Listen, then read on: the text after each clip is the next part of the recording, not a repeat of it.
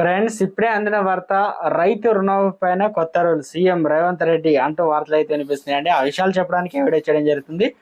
చాలా మంది వీడియోస్తున్నారు కానీ సబ్స్క్రైబ్ చేసుకొని మర్చిపోతారండి. దయచేసి ఛానల్ సబ్స్క్రైబ్ చేసుకొని బెల్ ఐకాన్ ఆల్ పైన ట్యాప్ చేయండి. ఇటువంటి ఇంపార్టెంట్ ఇన్ఫర్మేషన్ మిస్ అవ్వకుండా మీ ఫోన్ నోటిఫికేషన్ రూపంలో వస్తుంది. చాలా మంది చూస్తున్నారు కానీ లైక్ చేయడం లేదండి. దయచేసి లైక్ చేయండి. ఇన్ఫర్మేషన్ అందరూ రీచ్ చేసిన వారు అవుతాం మనం.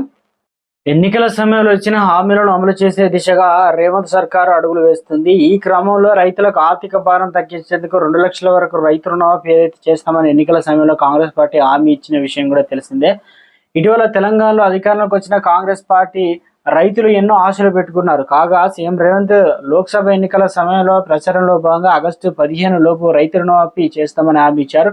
ఒకే దఫలో రైతు రుణమాఫీ చేసేందుకు కాంగ్రెస్ ప్రభుత్వం కసరత్తు చేస్తుంది. ఇక మహారాష్ట్ర తరాల్లో రైతు రుణమాఫీ చేసే దిశగా రాష్ట్ర ప్రభుత్వం అయితే కసరత్తు చేసినట్టు తెలుస్తుంది. వివిధ రాష్ట్రాల్లో పంట రుణమాఫీ చేసిన విధానంపై అధ్యయనం చేస్తుంది. మహారాష్ట్ర, రాజస్థాన్లో ఏకకాలంలో రుణమాఫీ చేశాయి. ఆయా రాష్ట్రాలు ప్రభుత్వాలు మహారాష్ట్రలోనే అధ్యయనానికి వెళ్లారు. అగ్రికల్చర్ ఫైనాన్స్ ఆఫీసర్లు పూర్తి అధ్యయనం తర్వాత గైడ్ లైన్స్ అయితే ఖరారు అయితే చేయనున్నారు. 2019లో 2 లక్షల క్రాప్ లోన్ మాఫీ చేసింది మహారాష్ట్ర ప్రభుత్వం.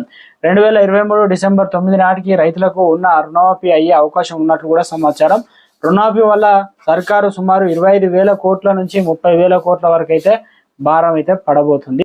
రైతు రుణమాఫీ సంబంధించి రేవంత్ సర్కారు కొత్త రూల్స్ ఇక త్వరలోనే ఖరారు అయితే చేయబోతున్నారు. కొత్తగా